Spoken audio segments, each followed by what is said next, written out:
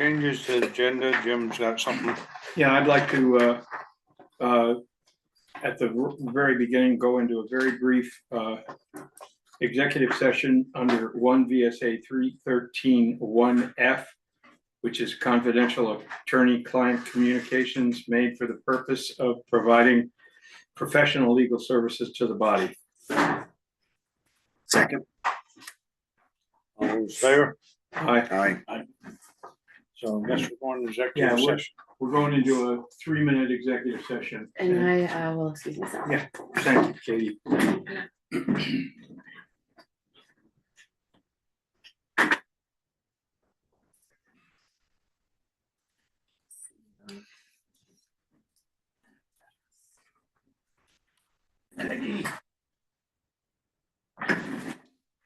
Okay, so we're out of executive session, and I'd like to move that the select board seek advice from the town attorney regarding a confidential personnel matter. I second that. All in favor? Aye. Aye. So we're back to our regular agenda. We're supposed to review the agenda for a special town meeting, discuss presenters, speakers, and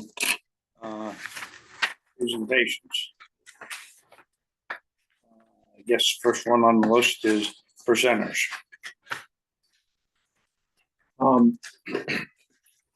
Where I talked to, well, I think you all know this, but just for the record, Chris Morrow has agreed to be to give the PowerPoint presentation that will outline the sort of the facts of the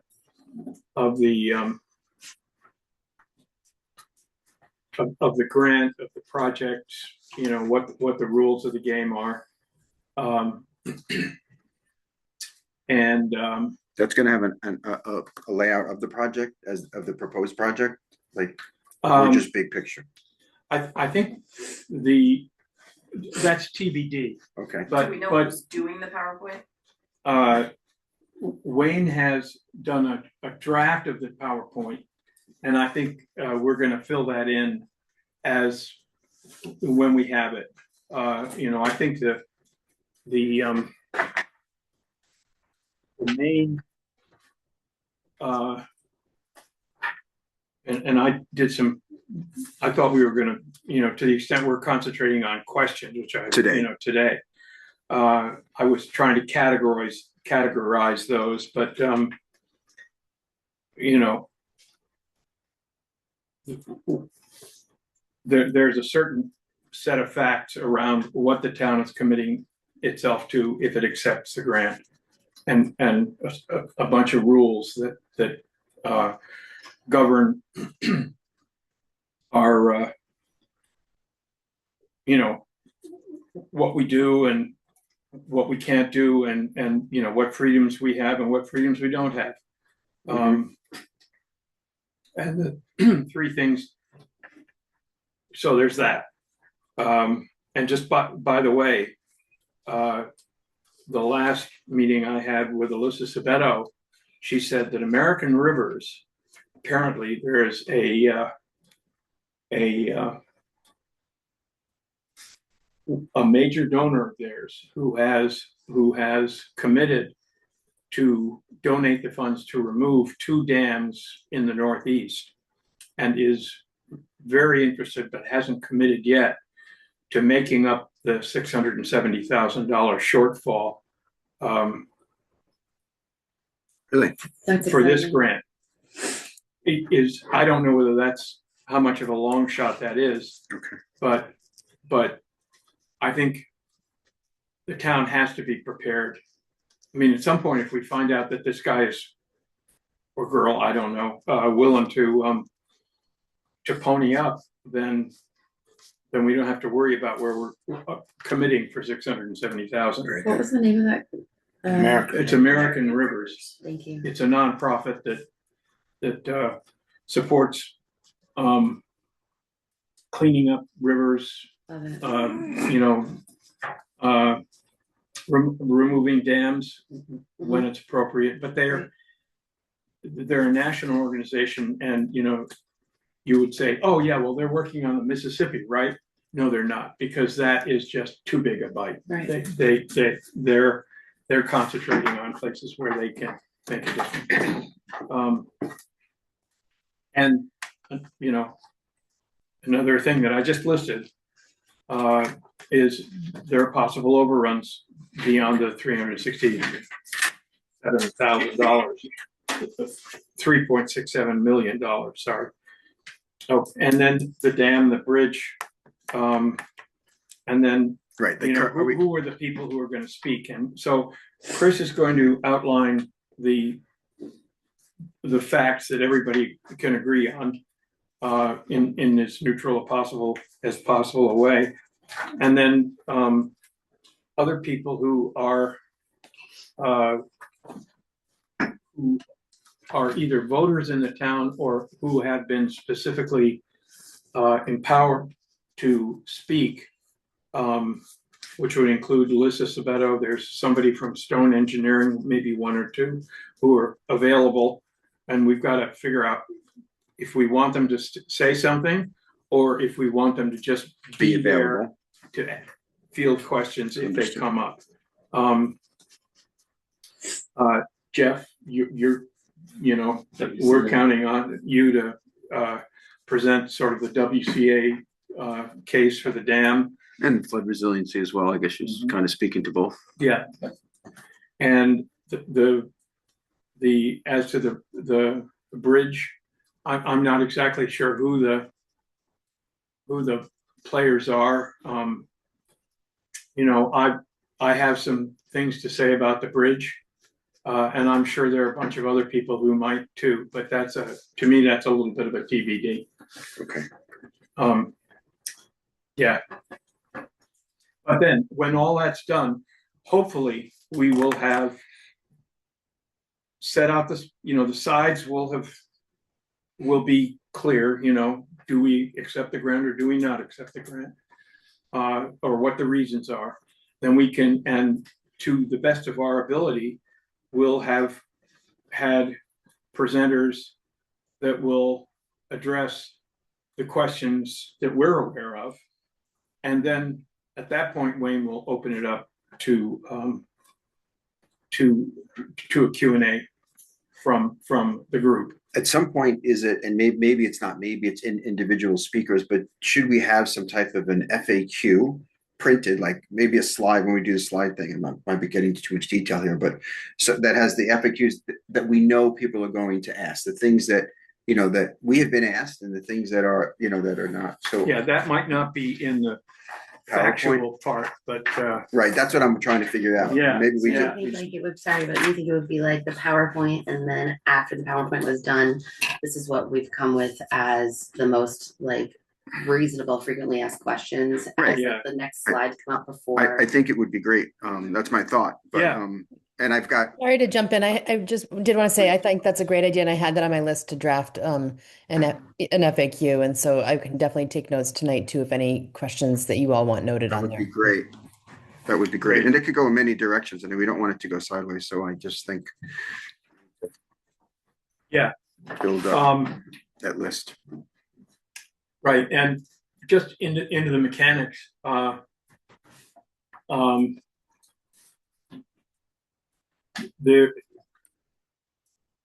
It's possible that the discussion, if somebody feels the discussion is going on too long, it is possible, following Robert's rules, to try to call the motion, and that vote will either fail or succeed, and that it requires.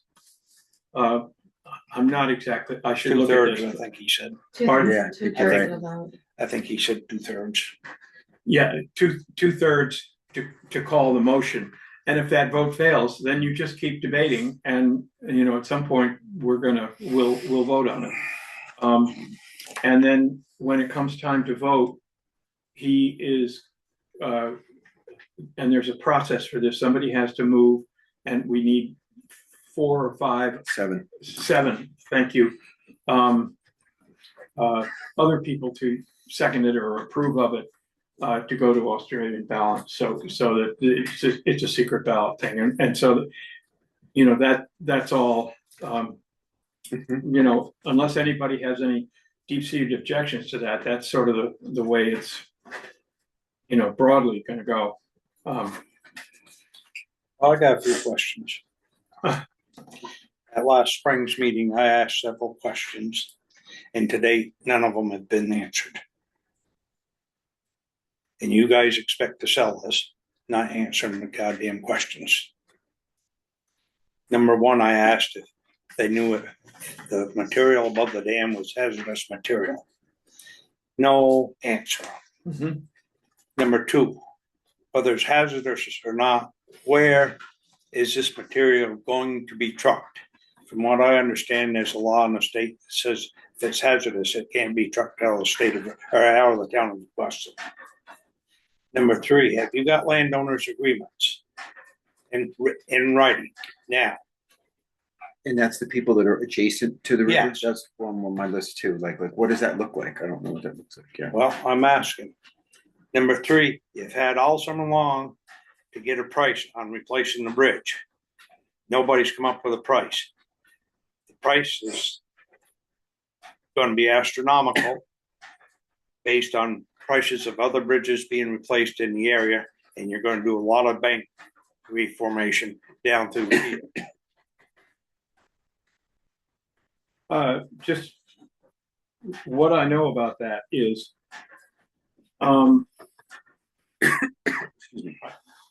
the intent is to set up a design and build committee for the bridge that will, sort of like the flood resilience committee, to advise the select board, and that will be made up of you know, library folks and, you know, other folks. And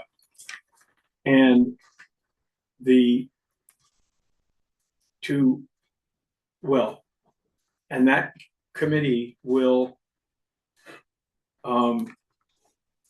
work with Stone Engineering on a bridge design that will solve. I'll wait just a minute. Hold on, a bridge design that hopefully will solve everybody's Library problem. issues and whatever. Yeah. And part of that might be, you know, we can get a price. Yeah, price. Is it going to be a truss bridge? Is it going to be an I-beam bridge? Is, you know, how much higher is it going to be at the library side? How much higher is it going to be here? Et cetera, et cetera, et cetera. If there is, for any number of reasons, whether it's price or access to the library or aesthetics or I don't know,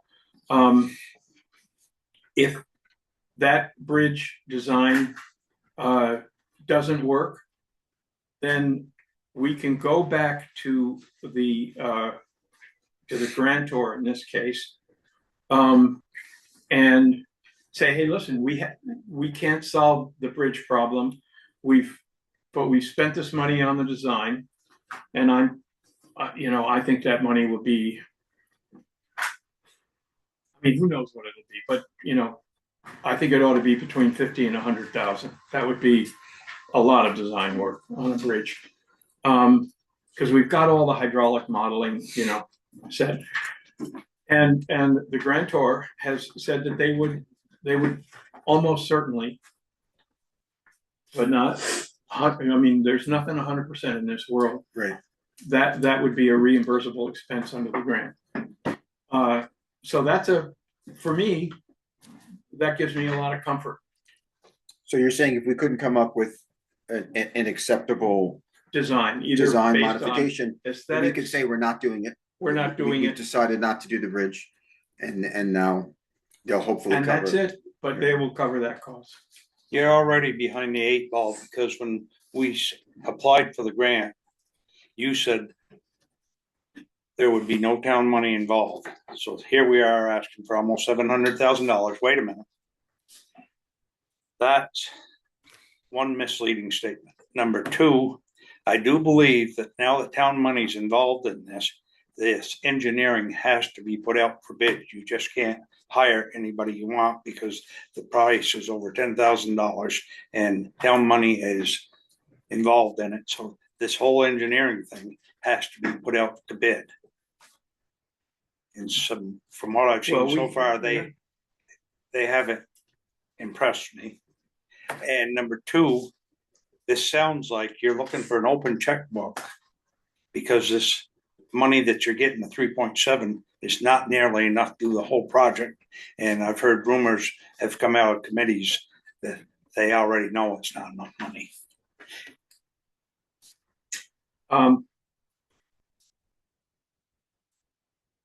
Jenny, let me just go to your first point, which is when we applied for this grant, we applied for all the money. Right. And that's what we're asking for.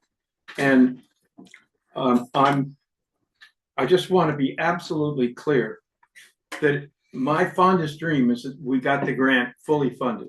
But that's not what we asked for was all the money. And we didn't Therefore, the get it. town wouldn't have been asked, right? So here we are, we're doing the best we can. And, you know, I feel like maybe you're blaming me or something like that for that. And if you're not, that's fine. But let's not make this personal because No, it's not Because- personal. okay. It's just that I said at the meeting last year, anybody who comes to the town with projects, find a way to fund it, not put it on the taxpayers. So let's also be clear that that original application was Right. through a different grant program that was guaranteeing 100% match. Correct. It dried up. They said, we can't do anything. That program was done. It was submitted to another program. That failed. And this was a third application to another grant. Yeah, but I don't program. remember signing the second, and third application. Yes, we did it as a we group. did it. We did approved it as a And group.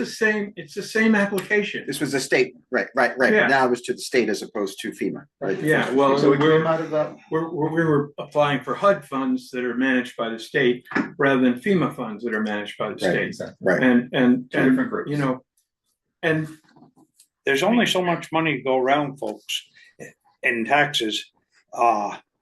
We've got the education tax coming down on us, another 7% this year. We still aren't fully recovered from this reappraisal. And then I just got shown some information tonight that somebody up there in Montpelier wants to throw another tax on vacant homes. That's it. I didn't see that. The only thing I'm just, as a citizen, I'm gonna point out to you is this is a grant of $3 million to replace a bridge that is at 51 years lifespan. Next flood may come along, take out that back buttress, and suddenly it's in the river. That's a risk, that's a chance. The reality is if we think that there's gonna be any more funds available at that point from FEMA or otherwise, we're all wrong. So at that point, then the full price of the bridge becomes the town's deal. This is No, a not the chance full that, price. The state comes in and helps percentage wise on the bridges okay, to this level, to 80%. how much? 80%. So it's the same deal. So in a sense, this is actually, by the way, the $3 million covers the original price for the bridge, and there was a 30% cost overrun plugged in, which is what the grant is not covering, as I read through the documents. So, but my point is this, Danny. This is a certain deal if we go for it, to get rid of it. And again, whether you love the dam or not, the point is, in 2022, that dam was at satisfactory condition. In 2023, it slipped down to fair condition. Since then, it's eroded further. The dam is gonna cost over $1.5 million for us to fix, and the state's never gonna give us a permit for it. So the reality is it's gonna still have to come down. And then we're gonna be going through another whole process with other funders to do this. Forgive me, but as a fiduciary responsibility, and you're looking at $3 million that's sitting on the table, why at least not do our best to manage it? And what Jim's pointing out, and I think is very important, is through a series of conversations with these folks, we've come up with a plan that allows us to actually spend another round of design time to see if we can satisfy the library, you, me, everybody else, and come up with a plan that allows us to execute that bridge. From the WCA perspective, and I'll say this, we're trying our darndest to get that place open. We're gonna go through a large capital campaign. We wanna return the Playhouse to the town and get it up and running. I'll be honest with you, all volunteers, it ain't gonna work for us trying to figure out now having to add the dam as another project with another round of funding to do all of that stuff. It's too much. So, and I'll throw one other thing out to you. So this town, Weston, turns this grant down. I gotta be honest with you, I can only imagine what Vermont Digger and a lot of other places are gonna say. Wealthy Weston turns its nose up at a $3 million grant. To not at least engage and move forward to get this done makes no sense to me at all. As far as your questions go, I'm gonna reach out tomorrow to Alyssa and say somewhere, because we did ask the questions, they said they had it all addressed. I want to hear the specifics. So just as you sent me the note after our last meeting and asked me about the historical pieces, I will follow up on that and I will get you the answers by the end of this week to take care of that. As far as the bridge goes, again, I got to tell you, it's sitting before us. It would be crazy not to. And on top of that, if the state supports bridge projects in other ways, maybe there's some additional money that we can also work on top of that. And I don't know, Baggy, if you have any thoughts there to actually advance this. So. But it seems to me there's a small group that made the decision to go ahead and make this a 2 arts theater town. And they're pushing all the stuff. And I don't think the whole general public really knew what was going on, but now they're being asked to reach in their back pockets come tax time and pay for all this.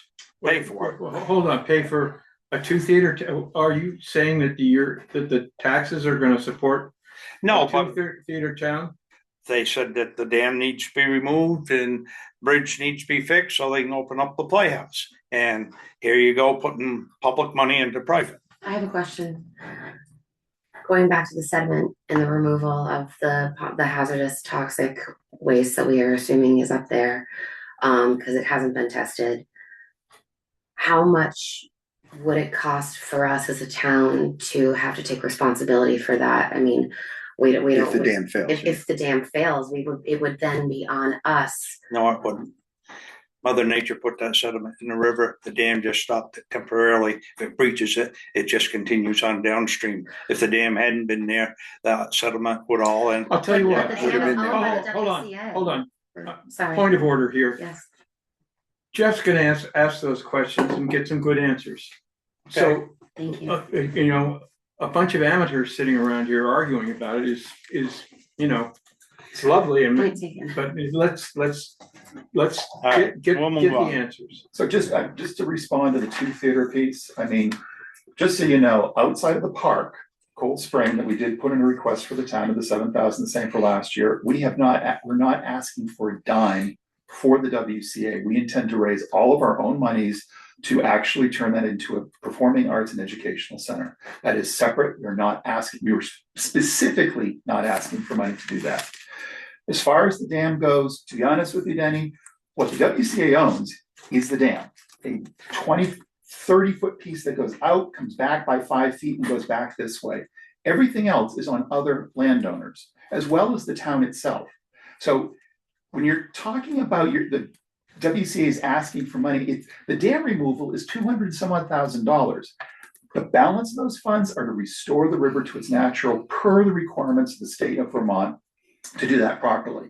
That's not our land. That has nothing to do with the WCA. So I got to be honest with you, again, I go back to the point. We're sitting on the opportunity, I call it a lifetime, to solve 2 issues. And let's be clear about one other thing. That dam was built below flood stage. Dams don't get bridge, don't get built below flood stage. On top of that, if I'm looking at the new regs coming out of the state adopted in 2028, when we go to replace that bridge, we will have to have it out of flood stage. They're not going to let us build it back below the water line. And that's what it is. So again, I throw out to you, let's not let's not be so suspicious about all of this stuff. I think price is important. I would hate to turn around and say, oh, that's gonna cost us double. Then I think that's a factor that might say, stop the presses. Let's go for another 20 years. And when it fails, we'll deal with it then. As far as the mud and the rest of that stuff, those are great questions. Let me get them responded to.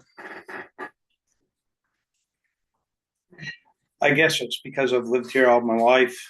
People moved in from outside. They moved here because they like what they see. And now they want to change it to whatever they want and where they came from. So my question is, why the hell did they move here in the first place? Okay. So you've said that before, but let me now be clear. I live here. Last 2 years ago, I spent 3 months out of my house because I had 18 inches of water in the first floor. I had $413,000 worth of damage. So I'm sorry, this is a different ballgame. This is about, from my perspective, it's about ensuring that I have a home that I can live with for the long term. I also think it's about our park, 8 Park Street, it's about the little school, it's about all these the places that face major flooding waters across them. So you can talk all you want about changing things. This is actually preserving the core of the downtown by removing one of the major cancers, that bridge, and the other cancer, that dam. So So you don't need to tell me about flooding. I have a place that had 2 feet of water in it during the last flood. And I'm not out there trying to get them to dredge the lower end of the lake so it goes down. I'm all about flood water in the house. It's happened twice. I've been through before in the place as well, so. Okay, I've said enough. Jim? Thank you, Jeff. Do you Thanks, need Jeff. to, do you need? No, I mean, is there stuff here I can help and assist with gathering? I want to go. well, back Well, and we're address gonna work those on this questions. PowerPoint first, so, but not, we're gonna work on the PowerPoint at some point, right, in the next few days, I In the assume. next few days. I don't see that for tonight because we No, don't have the, right. we don't have the Draft. bones of it. Okay, I've put together, a sort of a highlighted summary, which I haven't seen of that the yet. facts thing, which I sent Oh, that, to yeah. Jeff and Maggie, but to me, where we are is we've talked about presenters, speakers, and presentations. We've got do we need some stuff that we need to sign or Yeah, do? there's- That would be up, that'd There be, are 4 new Yep. policies that need to be adopted, well, 8 really. Even accept the grant money. so one of your questions on that I saw, I mean, you shared it with Kim, so she could go through them. Does she feel like these are in line with what she can do or currently doing, or have you heard back from her on that? That's what I'm wondering. Kim's here. Is she here? Yes. Hi, Kim.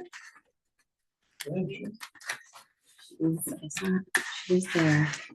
Because I looked through some of these and I just want to make sure that this is stuff that we, can handle or are handling, right? There she is. Hey, Cam. Hey there. So I have just given them a cursory look. Right. And my feeling is we need to get them signed before the grant goes one way or the other.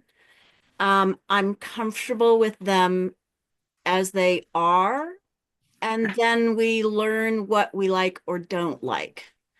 Because otherwise it'll be May before we get them done. And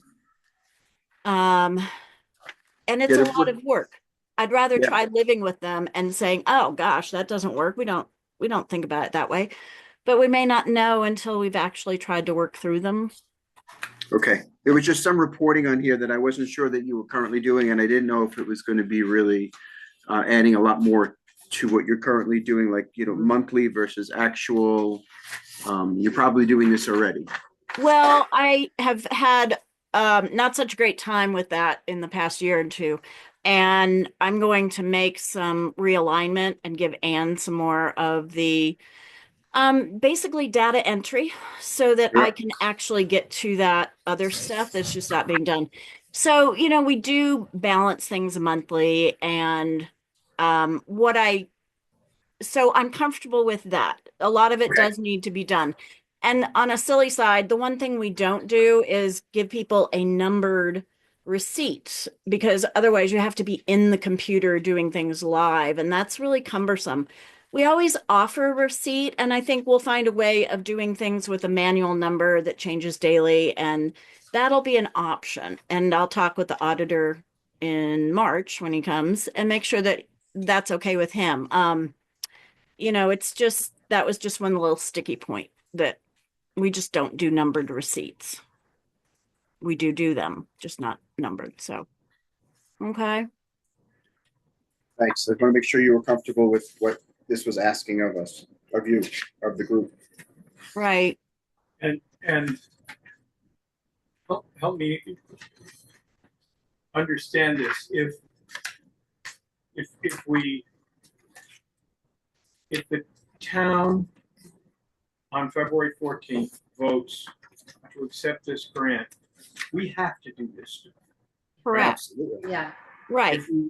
If we do it now and the town doesn't vote to accept the grant, this is all moot. It's just Well, put into a shredder, right? These are not. no, these you are don't shred it. policies we have. Yeah. Oh, You know, there okay. is a couple of Yeah. things like the urgent need for certification and the resolution to designate a public agent for this project. Those are not super applicable to, moving forward without this Yeah. money, but a fund reserve balance policy, sure, Right. why would we Don't put we, that but don't in we the need shredder? it because we're going through a compliance audit? Cash next year? receipt, petty, Yes, petty Okay. cash return check policy. Sure, Yeah. it's just, yeah, we don't have a fee for return checks. We have a very minimal amount of petty cash. We're not bringing in thousands of dollars of cash daily or weekly. So we need financial policies regardless of whether you accept the grant or not. And it has been a sticking point with our auditor for a number of years. They've asked us to do it.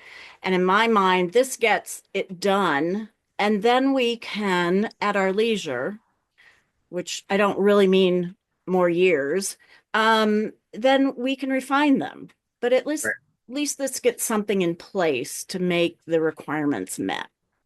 these four policies that I have written are based on the VLCT. Right. That's what Yeah. it's based, that's what it's, right. Yeah. that's what- So like Kim says, they're all, they are legal and, we'll find a way to do a printed numbered receipt, or we'll revise it and take it out because Yeah. we only do one every 2 years thing. But for right now, for one, from the auditors, two, to accept this money, it would be And- nice to have it. And truly, any grants going forward, we should have these out there. So, There's 7 policies, or 7 different things here all Yes. together.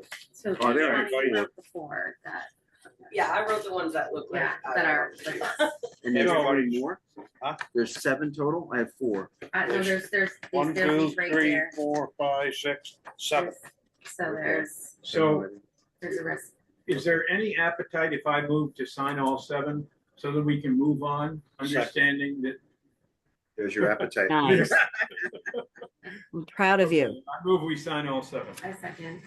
Okay, further discussion. All those in favor? Aye. Aye. Check. Should be 8. 7 or 8, There's let me, eight. okay, Oh, yeah, you So 1, 2, Urgent 3, 4. start passing them around, and Shauna, you look over his shoulder and make sure that he's not getting anything That one just lost. needs to be signed by Denny. Oh, okay, Denny, this is the second, a statement that I wrote, the narrative that I wrote, that needs to be signed by everyone. And it says that I wrote it on behalf of the select board. Thank you. This one is a lot of different policies, these are equal employment opportunity, which we do have in our personnel, fair housing. There's a lot. There is Country one, workplace. don't hit people. Right, don't hit people, that's big. Exciting. There is one, can I just interrupt for a second? There's an, Other pen in the there. displacement. Anybody Yes. listening? Yes, displacement. So that came up in a meeting with Alyssa and the people who manage this up in Montpelier, that Put the this, name in or print it in. I can take it. Sorry, Kim, what? And what other one you got? when I get everybody's attention, I'll talk to you about the anti-displacement policy, because you in theory are displacing the library if the bridge gets done.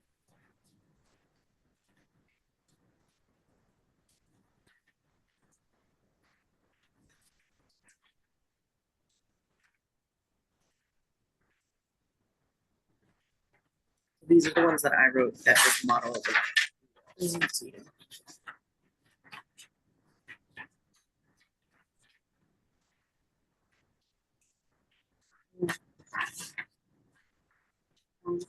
Yep, it's okay. Pretty sweet.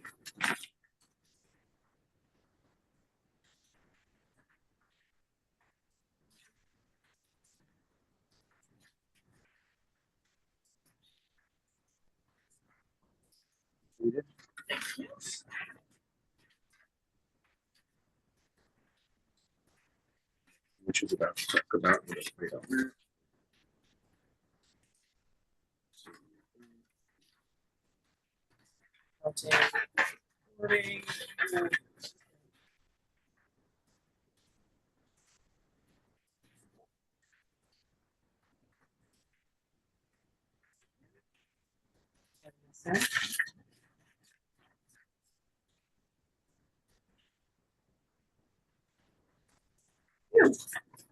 Warm one's on, right? Yeah.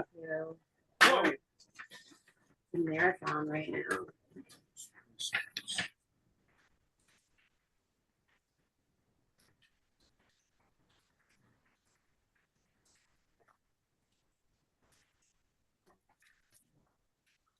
That's done.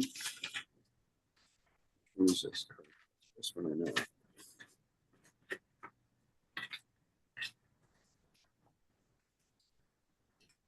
Okay, and Kim wanted to talk to us about the anti-displacement. Only that at the time it came across our desk, I thought, well, that's not any big deal because we're not forcing anybody to have to leave out of their house or anything like that. But there's the potential that the library would have to be displaced if we did the bridge project and they couldn't, their customers couldn't get into it. And I don't know, I know Jim was in that meeting when it was discussed briefly, but that can be part of some of what they called the project costs, project resource costs. Maybe Jim remembers. But if the library had to relocate again, that can be part of the project management costs, I think is what they called it. Yeah. Oh, it can be, okay. And I suggested they were saying that it would be very tough for them to figure out what that loss might be. And I said, well, you know, a good model would be Current. the July 2023 storm, when this bridge was impassable for damn near 2 weeks and their whole parking area was washed out. Which, you know, if, by the way, if we don't do if we can't do something to improve resiliency by changing the bridge every time we get a flood, that's, you know, we're gonna have to Jeopardy. pay that bill as well. So, but I think, Maggie, correct me, didn't we leave that open at that point? Or somebody was gonna go back and do something. I don't think it was on my list. Do you have any? I don't recall. I Anybody? think we just left it open. Okay. Yeah, I just didn't want anybody to have signed that and go, oh, we didn't, what do you mean we might have to help if the library has to move? And maybe we could just find a different way for them to get into the new building so that they don't have to close it, you know? well, you know, the obvious answer to that question would be they get into it the way they got into it before they did the expansion, which is right off Lawrence Hill Road. Right.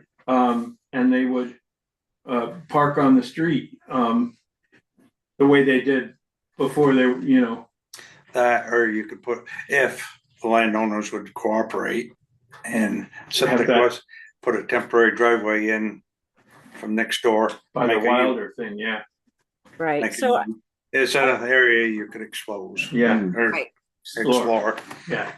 okay, that was my only concern to bring up. Thank you. That was good.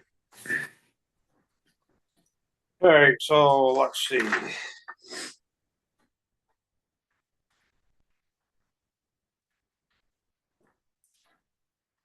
Counting credit cards. Hold on. I think we just signed off Yeah. on all the we're getting into, six. six, which is prepare questions and answers, and that is, I think it would be very useful for us to, if anybody has, well, we could air them now, just if somebody has a list of questions, just maybe we could get them on the record and get Shauna to type them all up, and then we could try to put them into boxes that we were talking about, bridge, dam, structure of the grant, conduct of the meeting. And let's throw everything out and we can decide to take it off the list later if we These don't. are just but you start. things that I wrote down for questions. Uh-huh. They could be totally not worth it, but You turn, say yes.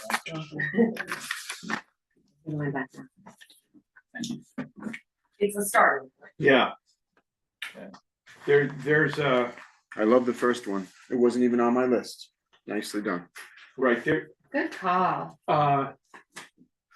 Alyssa is working on a memorandum of understanding, an MOU. I have that. Okay, that would basically authorize us to,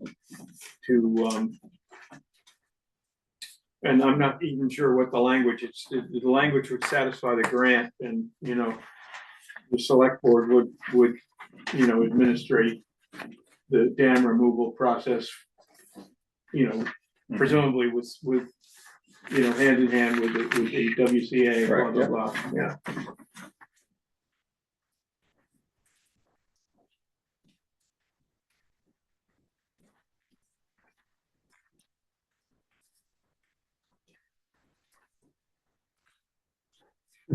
Number two is my number one. Yeah, it's, Beautiful.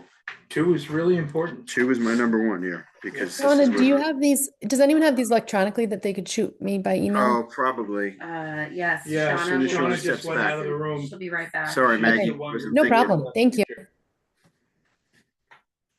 Number two, just so you know, we were all just raised our eyebrows, was will this project stop flooding entirely? And this is the question that I know we're hearing.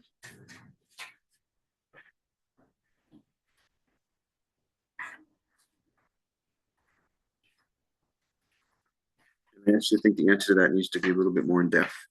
And I think it does, it says it lowers it from on an average 5.5 feet to around 18 inches. Whatever No, that, Is that wrong? I think, that's where we gotta get the The- specifics. I don't know. yeah, but- we're gonna get those exact numbers, but, well, exact. Shauna, can you email this to Maggie? Oh, yeah. Thank you. The reduction in flooding on the green with some amount of increase in the hydraulic capacity of the bridge, which is a little bit TBD until we get a final design on the bridge, Right. is on the order of 18 inches, which doesn't sound like much, but let me tell you, in Irene, which had an 18 inches or 2 feet less, or no, a foot or 18 inches less flooding, the water came in, the water came out, and there was virtually no damage to Lawrence Hill Road, no damage across the street in the library, Yeah. no damage between the little school and the post office. you know, A foot and a half, 2 feet Foot made a and a big half. difference. Yeah. right in here is a big deal. The other number is, if you remove the dam, you reduce the flooding at the firehouse by, I think it's 3 feet, something like 3.5 feet. there, 7 feet at the dam itself is the Yes. overall reduction. Yeah, But the key to always, and I don't know how to incorporate this in, this is based upon the 333-year flood, which is what, or 233-year flood, which is what we experienced. So the analysis done by D&K pegged it, it's not a 500-year, it's not 1,000-year, it's not 100-year. It was somewhere, I think I recall 233. yeah, The other thing that. based on look back, not Look back, look forward. But what the other thing that did, I know you caught it from Andy today, but they never ran the dual scenario where you take out the dam and the bridge to see what the overall effect was. And he said that in an email today that he sent to Wayne, you and me. So. Oh, I haven't seen that. Yeah, so that, I think there's more information now to come and he's gonna run some I numbers. thought when I looked at and what you guys have in the flood resiliency, right? The rivers document there. I thought that had scenarios with just the bridge or just the dam and then both. According to his email today, he did not run a full modeling with both together. You saw it in. He being, sorry, Andy Hope. So is he the guy that did that rivers? Yeah, he did the HEC-RAS model. Which Yeah, is the model That's the one that's on And the he flood was with resiliency. D&K. Yes. But, Okay. and that HEC-RAS is a standard, it's a program that FEMA has developed. And if you, basically, you put in all the contours of the land, and then the way you establish your baseline is you start running more and more water through this model until the flooding levels equal what actually occurred. And, you know, by debris fields and all that stuff. And at that point, you say, okay, and I think in this case, it was like 10,000 cubic feet per second, a number like that, 8 or 9 or 10. And then, so you take that flow rate, which is what caused the flooding that you've got, or that you experienced. And then you modify the dam or the bridge, both, And then and see what happens to the flooding. that makes sense. Yeah. So I would just throw out, Sean, these are really well done. The one thing I would throw in the Lawrenceville Bridge though is that the definitive statement is the deck is absolutely below flood stage. I'll find out the number for it. But it is below the flood level. it was under below FEMA. in the 1975 100-year storm. And that's why, you know, I've worked really hard trying to figure out who designed that bridge. Nobody admits it. And yeah.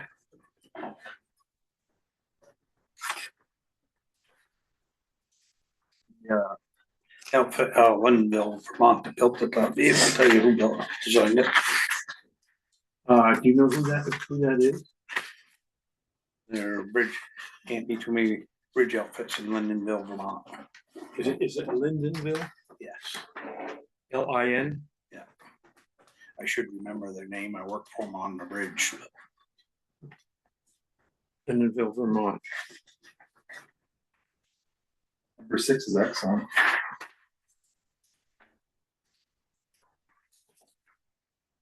Does this talk about the fact that the state would probably not approve that? I We didn't should- go we should- to, cause I don't myself know. So is that And I a did fact? check with Wyndham Regional Commission on that. Uh-huh. And I was clear in my letter to state it is not, that most likely they would not. Our proof in the pudding is we were on course For Cold previously Spring. for Cold Brook, Cold Cold Brook. Spring to do Whatever the it is. replacement of that dam. And then the state came in and pulled the process the last minute and said you cannot replace it. So is it fair to say there that they likely would not? That's what I had. As It's a very. as big- happened with Cold Spring, we should put that in, I think. Well, right now the state is removing, what is it, two dams a year throughout the state, and it's increasing, both New Hampshire and Vermont are increasing their number of dams removed. The states are on a mission to remove these dams. So I think it's a very safe bet, but you just can't absolutely make it.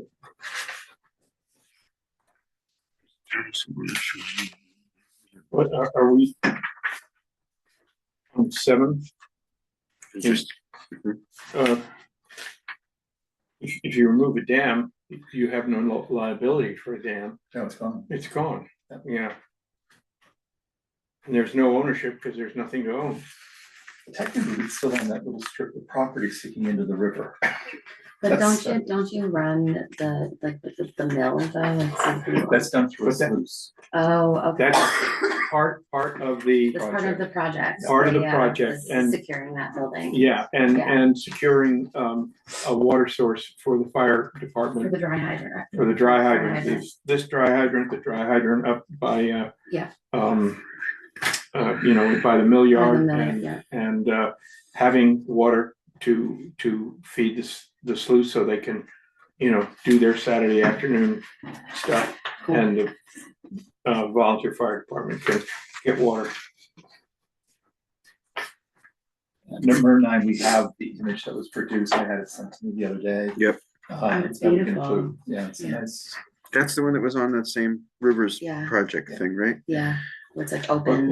I'm sorry. It's the picture, it's the Rendering. dam The rendering. removal. Yes, Um, rendering, yes. So are we gonna have that in the PowerPoint? I would. Yes, I that's feel what I like we was should have thinking. that like as like a cover. Would it be worth it, since the town's biggest comparison, to have, should we have pictures of, is it Cold Spring, Cold Brook? I can never get it right, whatever. I think it's Cold Spring Brook. Okay, should we get what it looked like when the dam was there, and then how it looked after they redid it? Because it looked really pretty. I mean, that was very nice, so maybe that would be a fair. Good idea. Yeah. Think about that.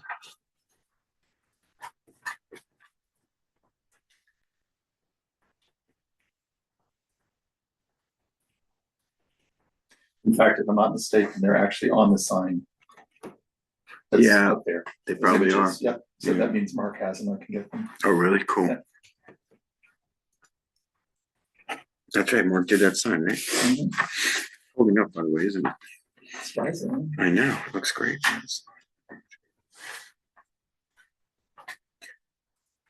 So I have a question. So the bridge is still from the 1970s, but what work was done on it during the flood, and like how much work was put into it to get it back? I don't know if that'll be relevant or not, but someone was asking me, well, I thought we just did a whole bunch of work on the bridge. Well, we did some work on the bridge to get it back after the flood, right? Or was it more the It road? was all talking about. from the 2 years ago, the 2023. July.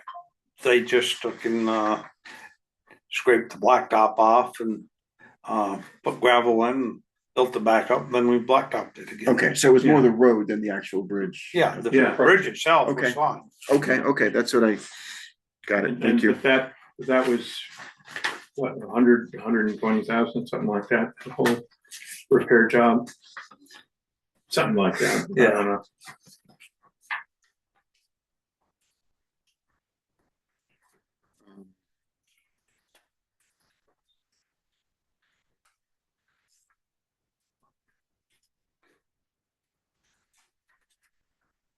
We have here at number 11, how much of the project cost? Yeah, I just, Okay, So it's 3.670, right? Yeah. it's 3.675. If you look at it, just look at the submitted document, the Mhm. 0.675 is the 30%. And so the question is, do you include that as the projected project cost? Because at 30% cost overrun, that's fairly significant. I think we have to, because we're asking for that 670. Right. The other thing is, I know what when you're saying. was these projections done? Year ago, 2 years ago, you have already used up. I totally agree. You have to go through that next round of the process. I just think you have to be careful on how you answer this. And I don't see any reason, would there be a reason not to supply the document that is the basis of all of this? That shows the cost breakdown for these items, so people can understand it. Shows the cost of dam removal, because It's a one pager, right? It's a one pager, right? One pager. Yeah, we should have that. Yeah.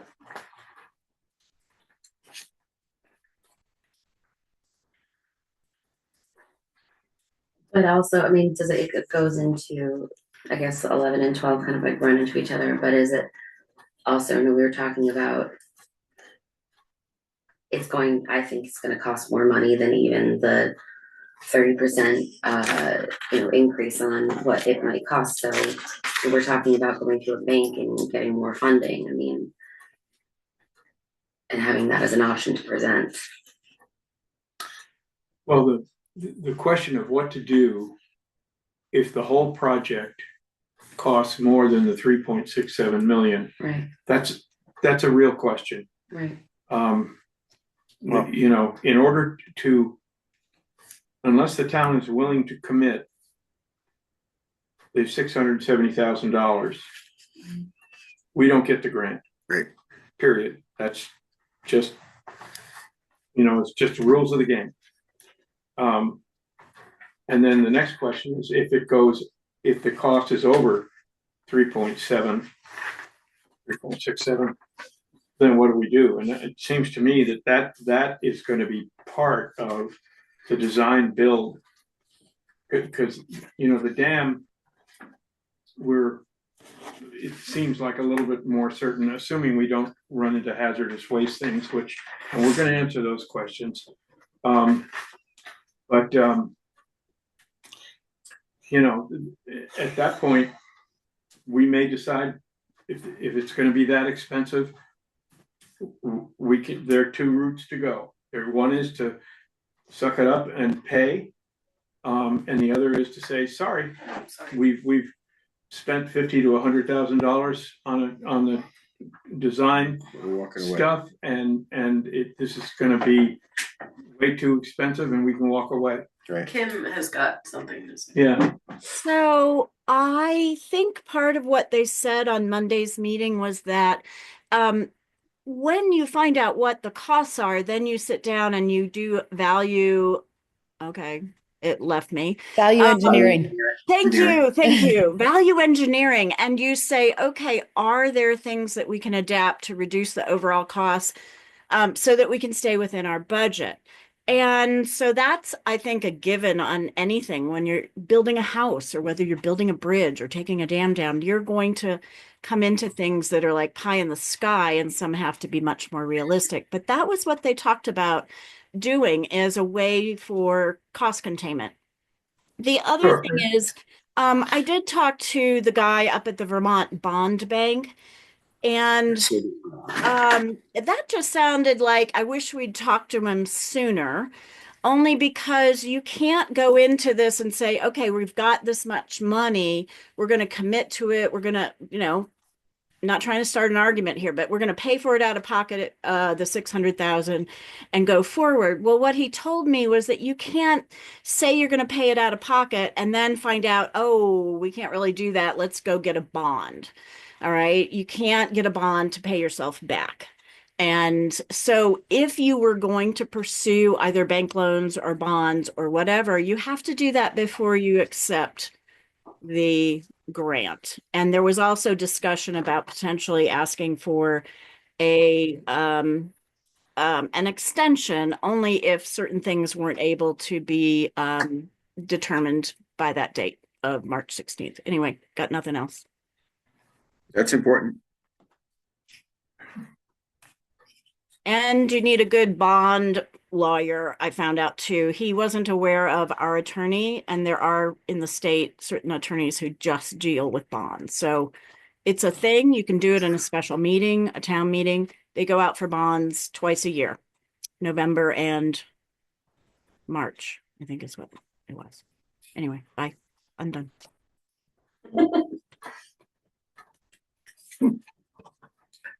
Kim, those bonds are they, I heard someone talking about it being a 4-year bond, and would it be possible to go longer than that, or are there any time limits? Yeah, you don't want to do that kind of money in 4 years, but it would be a 20-year or a 30-year. Okay. They won't exceed the lifespan of the bridge or the dam or whatever the project is, but it is definitely for infrastructure. It is definitely something that I think we've never used before, but it should be investigated more fully for either future infrastructure or whatever. And he didn't say what a rate would be because it varies every time, but he said a 20-year might be 4.50, 4.5, Yeah, and you sent us a breakdown, right? I oh, saw, I may have. or he did. You did not. He attached some Oh, couple of variations, a okay. 20-year and a 30-year. And I sent it to you. Wasn't that clever? It was on, well, it was on his attachment to you that, and then we forwarded, so. I Excellent. took a I'm so look at glad the I quick did that. Okay. Geez, Have I it here forgot. somewhere. So it was a very interesting conversation. He also said, and I didn't look at it, he said they are within the next year going to have another program, and it had to do specifically with flood mitigation, and possible different funding. Yeah. And it was called the MCRF or something. He didn't want to get into any detail because it's still something they're working on. But, it's something at the state level and at all these various levels that everybody's really very concerned about and very on topic, totally current conversations. Kim, it sounds to me from what you said that by the 14th of February, there's no way the paperwork and all the stuff can be done for the bond. Well, I don't think so, but you can also get an extension if there was that conversation about are we going to have a donor who just takes responsibility for that shortfall, but we won't know that maybe until June. So it was common to request an extension because these sort of things happen. And so if you wanted to go a different direction, you might have some time because if the donor didn't come forward or you didn't want to do it out of cash out of pocket, then you might be able to get some letter of commitment. He and I didn't talk further about that, but additional What conversations would be Jim has said, we have to have a firm letter of commitment or have proof that the funds are going to be there. yes. And it's beginning to look like that maybe, now I'll get shot for saying this one, but maybe the ones pushing for this to get the bond may have to go amongst themselves and pony up the 700,000 and then figure out a way to get paid back. Well, Just so they have a strong commitment. So the state will award the 3 million. Because from what Jim is saying, we've got to have something rock solid to get the grant. you do have to have something rock solid to get the grant. You either have to have a letter from me if you've agreed to it that says we have the money and we're going to put it in there.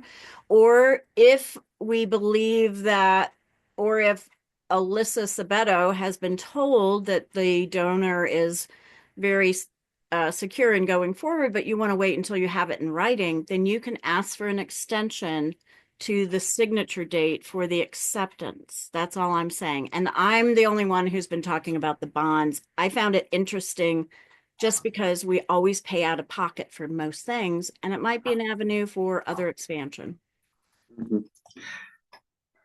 But you're taking a pretty good risk by waiting for a letter of acceptance from this outfit, because if you promise or go out and get the extension and you promise that you're going to get that letter of extension, and at the very last second, whoop, they go south, where's your money go? Well, that's something that you all have to decide, and I'm not really. I'm just asking questions, folks. No, I agree that. But what I haven't really been privy to anything about that donor except what was mentioned on Monday, and I don't know the fine details or the fine print on that. So it's it's just iffy. That's something that's out there, and I think we have to assume. I mean, we've got to be prepared to commit the 670,000 one way or the other.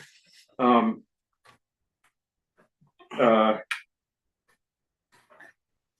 I'm wondering if we have just going through the logic of this thing, if on the 14th, we don't have to have this.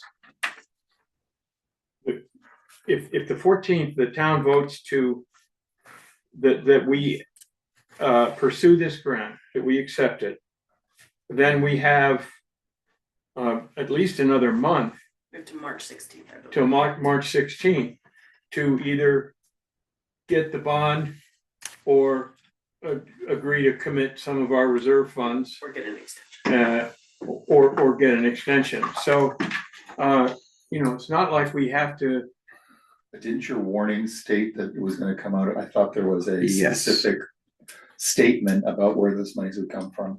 That we you are have to- voting on the 670, right? We are voting on, yeah, I don't have the warning in front I of me. don't, I think it says that part of this vote is that we accept a $3 million grant and that the town is agreeing to the 670.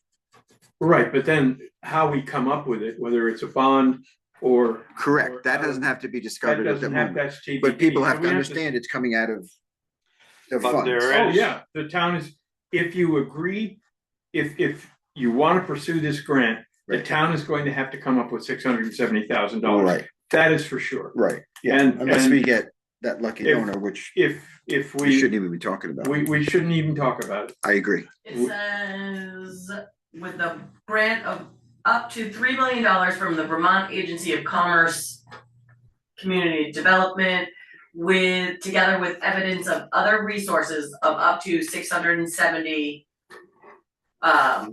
Thousand, so other resources is what Yeah. the article says. so if the town votes on February 14th to pursue this grant, then we've got to come up with, the town has to come up with 670,000, Jeff, one way or the other. You had a question. Either a commitment from our reserve funds or we go to we figure out how to do a bond and the bond, we might not need the bond. It's, that is a One of your, real possibility. one of your reserve funds it's gone. I was reminded today that there's a state law that you cannot take highway funds and put it into the general fund for general fund purposes. So that would eliminate your bridge fund. We didn't talk about I'm- it. I'd like to research that more because The the bridge is a bridge repair fund, I mean, in It's a general, bridge. And we've got The- 3 bridges in town that need I repair. understand that, Denny, but we, if the town votes for us to do that, then we've got to come up with the money. We just do. If we want to, if we accept this grant, inherent in that is that the town is going to come up with, The 670. agree to pony up $670,000 either in the form of a bond or a commitment out of reserve funds or something, to fill in the unfunded shortfall. That's just the way it is. So can I just ask, how does this square away with what, Kim, you were saying about the timing of this? Because you said the bond, the gentleman that was talking about the bond said you put the cart before the horse, so to speak. Well, a little bit, but But if you're timing a lot, so the town makes a vote, says yes, wherever those funds come from, then you can still ask for the extension on signing this. At that point, pursue the bond, I believe so. and then within that time frame, before you commit highway funds or otherwise.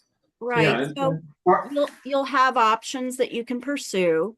One will be, I think that it's an interesting conversation for many reasons, just to talk to the bond bank because of other future expansion needs that you have. The other thing is I have yet to hear anything significant from the bankers. One said they only do a 10-year loan, and I think that was community, but I don't have any hard facts yet. And I haven't heard anything from TD Bank yet. So you're looking at 2 to 3 different options and nothing's cast in stone.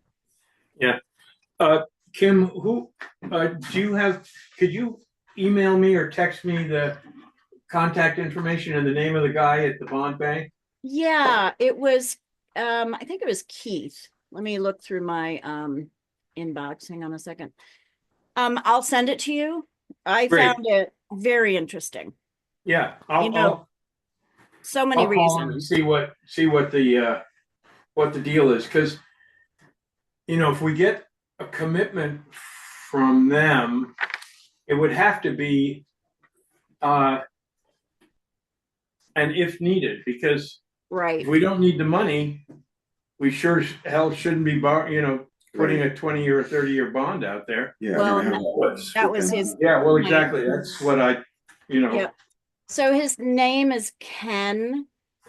I'm gonna mispronounce this, but I have it as Ling, Linge. And I'll just forward that information to your. Great. Yeah, you guys have it. She said. Thank you. That was the email that she sent. So looking back at the questions, right, so. Sean, I'm just thinking number 12, we should detail it out, but your wording is great. But I think we should say in there that is 3 million, and who's paying for the project? 3 million is a grant, and the town is being asked for the 670, right? That should be more straightforward there. I don't think it would require, I don't think it would require another separate vote beyond the vote that's happening on the 14th, or would it? Just how What? it says any local match or uncovered costs would require voter approval. That to me sounds like another vote. I look at my drawing. Right, we're not looking for another vote, right? I understand No, what I you're saying. don't. So I think that would come out if we're gonna define it. Does that make sense? Mhm.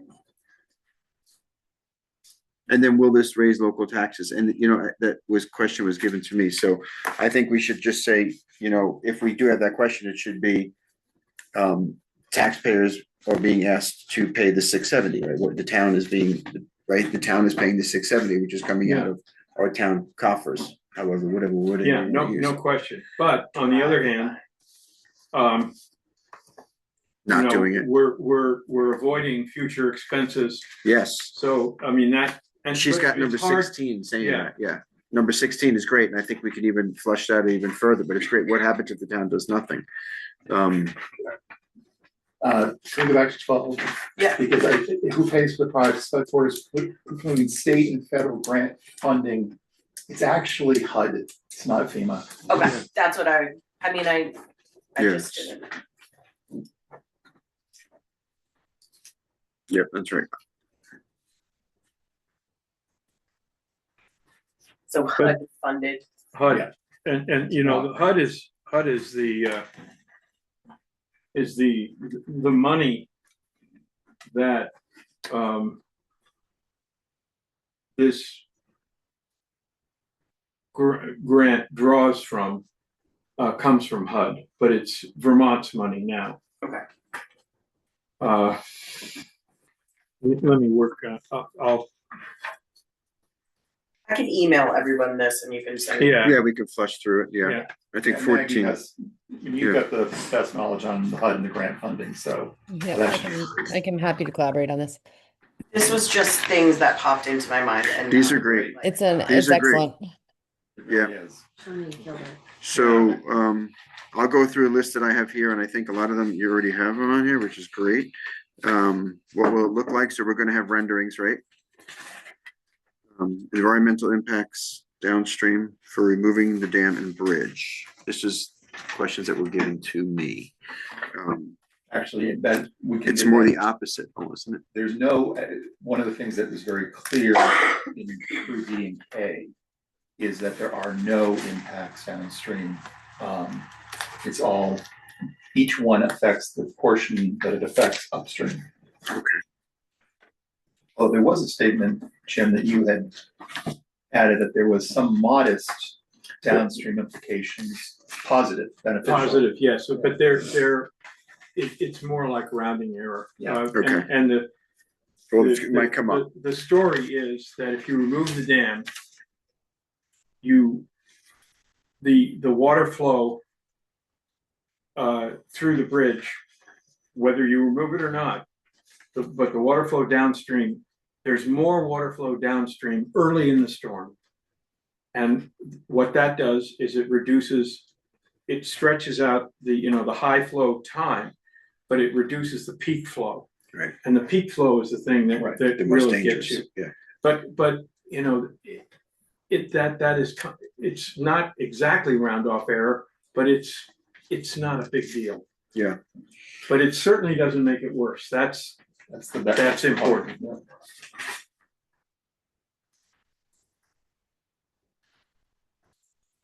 And Danny, you had asked about, getting permission or from the people, right? That are there. So that's, It's actually, according to this, that's underway already, Right. because that has to be done before the grant is awarded.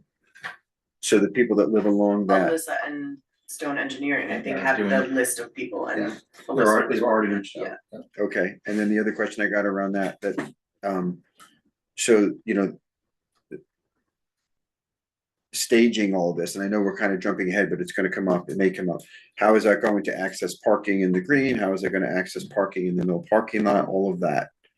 I mean, is there any way to know that in advance? Has that been It'll talked be just about? like when they cleaned up after the flood. Right, it's gonna be shut down Right. for the I mean, most part. You need room to operate. Understood, but this is gonna come up, I think, because people are asking me this, Mhm. of course, in my neck of the woods.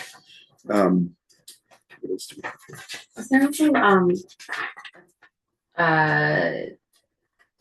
an estimation on there is an estimation on how long this project will Yes, take? that's on the list too, that's a great one. I You know, I'm not- yeah, I mean, I can't I think remember. that's an easy one to get, because I know that the dam is a 2-year project. I just so wonder the if we dam should have removal is an one estimation side. of time. Absolutely. How long will this take? I How think long is the right. project? Yeah, okay. It's over 2 seasons. But what is the estimation of time? I'm surprised the state will allow About what? 2 years to take the Oh. dam and stuff. It's the way they, no, it was the state that's very specific. They have one piece that happens the first season, and the second piece that happens the second season. We learned that literally a month after the flood, when Wyndham Regional brought the state in to talk about the dam removal originally. And that was when, I know, Jim, you were there. Who else was there? Tim was part of that at that point, in that discussion, remember? So basically what you're telling me is, say, just for example, they take the dam out in June. And they leave the rest of it for the next project.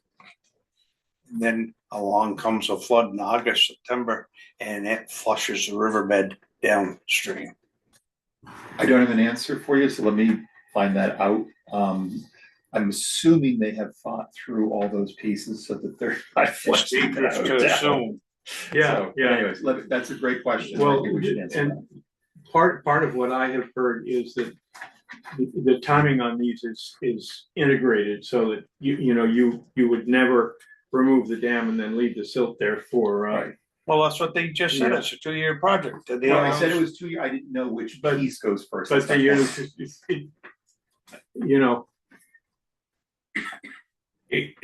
the, but the other possibility here is that they remove some of the silt, and there are stretches of river that are silt starved.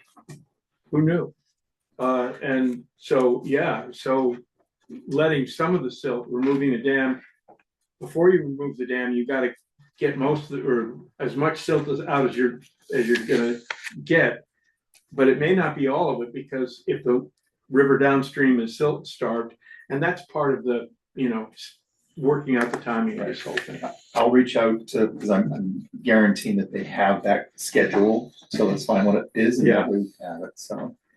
And, again, I think we all know this, but you're not allowed to work in the river.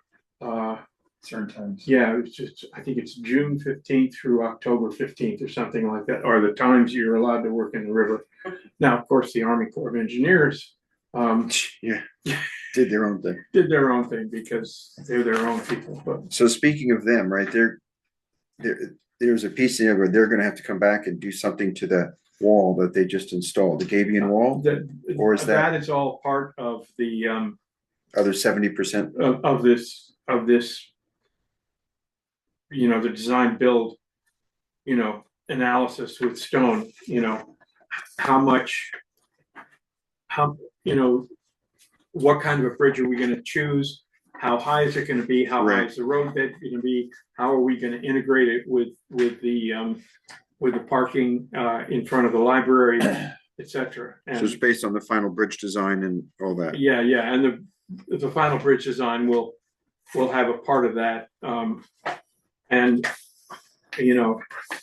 I mean, those are questions We can't answer we without, can't without answer. knowing, because we're They're not either there gonna yet. be solved or they're not, Right, and if they're solved, then they're solved, and if they're not, then we don't go ahead. right. And that would be, but if, let's just say the design was decided that it needed to be done, they would be doing that. I don't know, Yeah, I I don't do know. not know the answer to that. That's, I mean, the Army Corps, they're not a whole lot of fun to deal with. And there may be other solutions to that. I just don't know, but Gotcha. that's all gonna be part of this. Getting answers to questions that we don't have answers to now. And we can't speculate because we're just, we're not smart enough. Well, I don't wanna like go backwards, but I just have a thought. As far as funding for this possible cost that we might have to absorb. Not talking about 675, but the, talking about coming up with a fund for the overcost, or, for the overrun of cost of this project. If there is one. If there is one. Is there a possibility of going to a couple of people in town and coming up with some kind of like agreement of a payback over time if we cannot figure out something with the bond? You mean borrowing I from a don't know, local person? borrowing Yeah, I from don't know, locals. yeah, like, I I don't don't know know. how I it don't know. works, like, you know what I mean, I just, That would be pretty problematic because Yeah. there are a Right. lot of capital campaigns out there now right, that, the some, yeah, like. We're gonna be the starting Playhouse Right, building, yeah. That'd be like you the fourth know, capital campaign. fire department is, they'd love to Okay. have, and the theater company is going to Right, have some kind of a capital right, campaign. right, I don't know anything about it, but right, that's what they do. okay, And so, yeah, sorry. you know, No, that's good. so the question, which keeps coming up is, what happens if this thing is gonna cost, pick a number, $4.5 million? I think the answer to that, you're gonna find out the answer to that. Because the most uncertainty in this whole project budget thing is with the bridge. The dam, assuming that there's no hazardous waste, and who knows, if there is, then we've got a different Animal, yeah. We've got a different animal. But if we get to a point and it looks like that the price tag is gonna be all up 4.5, at that point, we have a decision to make. And we can say, sorry, that's too much money. And we can't find a design that satisfies all the criteria. And so we're not gonna do it. And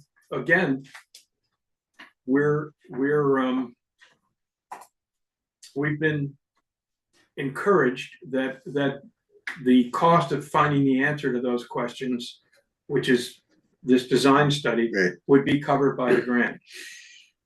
And then yet we'd still be able to have the money to the dam removal. Absolutely. It's partial scope is. partial already been scope. Declared for this. Yes. We Important are question. not We've gotten it about forced. 6 different times already Yeah. from many different people. Partial scope is allowed. And do we want to talk about who would be running this project yet, or we're jumping ahead of ourselves? That may come up. I've been asked that too. I think, Denny, you asked a good question, as to,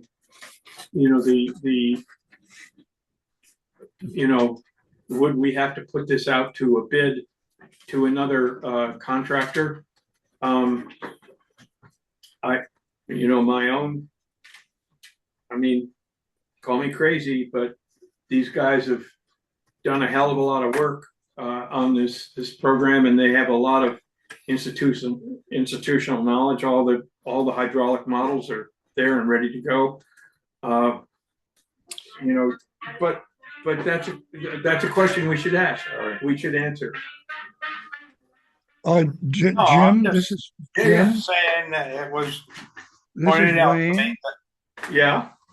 Wayne Granquist. Can I tell you something, or can I? Sure. Yeah. The application is very clear about who's doing what. The application says that financial management is the invoices are the project managers. I'll start with that. Are two, Megan Arpino from Stone Environmental and Alyssa Sabeto from Wyndham Regional. They are the project managers. This is all from the application that we sent in. Financial management, Jim Linville reviews the invoices. The select board approves all the payments. The primary contact for finance, who prepares and signs the checks and prepares all the financial reports, is Kim Seymour.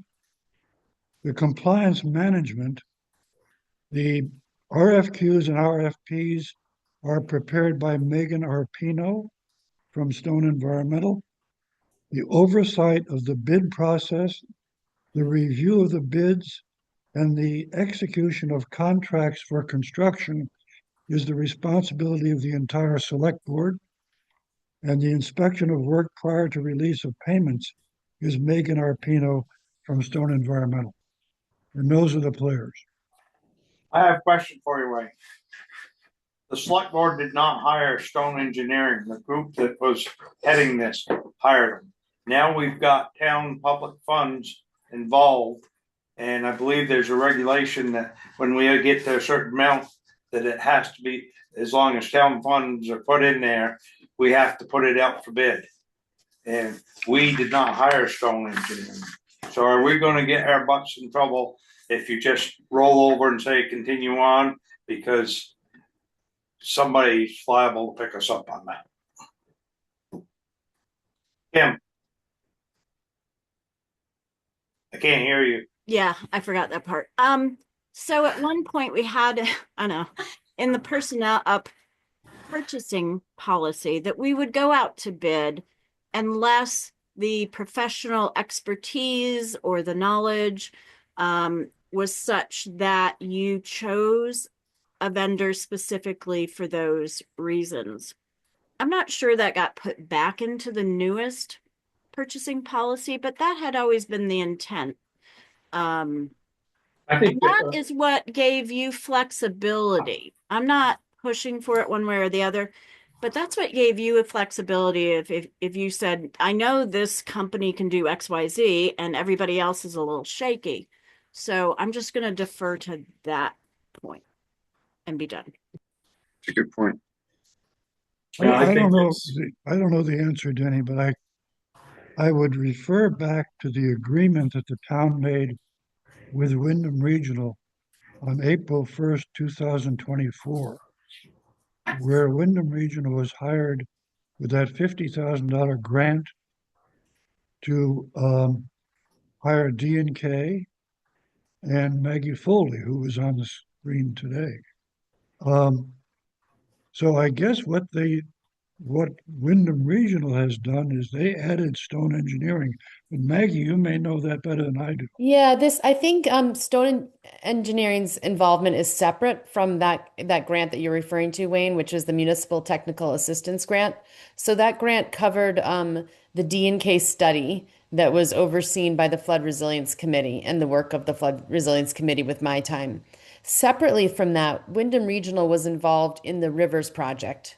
And it was the Rivers Project that has supported them creating, identifying the projects, creating the scope of work for the projects, pursuing the grant funding for the projects, and everything that's continuing on the inception of it was through the Rivers project. So I don't believe Weston has paid Stone. Is that correct, Kim? As of yet, that Stone's involvement has been through Wyndham Regional, through their involvement in Rivers. Correct. We have not Yeah. paid to anything to Stone directly. Yeah. So while the background information from D&K also informs this project, and we're kind of using it as part of the project's fact base, the actual development of this scope and all the information that's been gathered around it has been supported through the Rivers project, which is a Wyndham Regional involvement With Stone Engineering. with Stone Engineering. Thank you. There's a whole website on Rivers project. I guess I can't put in the chat because of open meeting, but I will send it along. I'm just And gonna remind. the Rivers project was run by Wataquiche. Yeah. Wyndham. Yep, subcontracted out Wataquiche to Regional Commission. And it was yep. it was a totally different state initiative, which involved Jamaica, Weston, Londonderry, Ludlow, and what else was No, I think it was just Wayne, I think the Rivers project, as I understand it, that Stone Engineering worked on was for Jamaica, Londonderry, and Weston only. Ludlow may have involved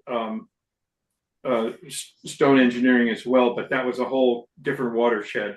The reason Sounds like the answer to Denny's question is that the town did not directly hire Stone Engineering. Correct. right. If you want to look around, if you want to learn a little bit about Rivers Project, it's just River Projects, plural projects, vt.org. And that's where Stone got brought in with Wyndham Regional. So when it comes bill paying time and town's money's involved. Right.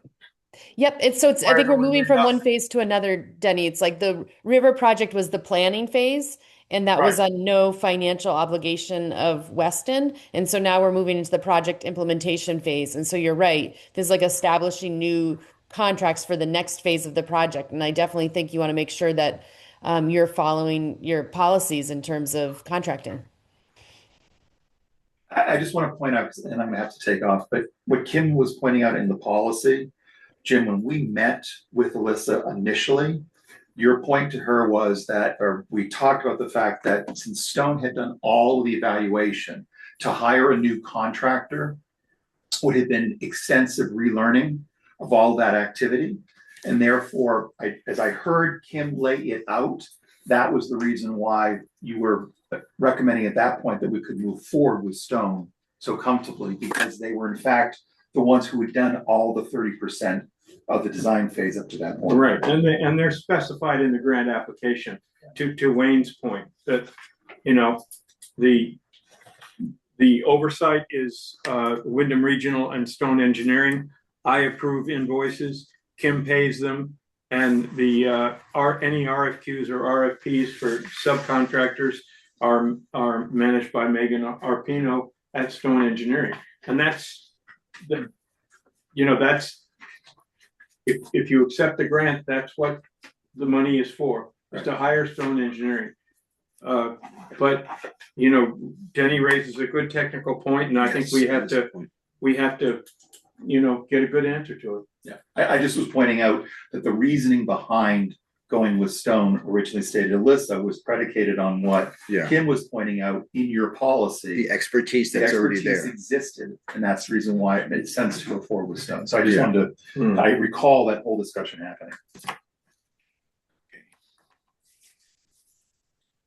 Well, can I just raise something that I'm sorry, I have to take off for pickup at about 5 of 8, and I'd love to get to the pieces around the Building and Design Committee. Do you think are we kind of there in the agenda? Sure, that's we can, because number 6 we're going to be flushing out for the next couple of days. So yeah. Okay.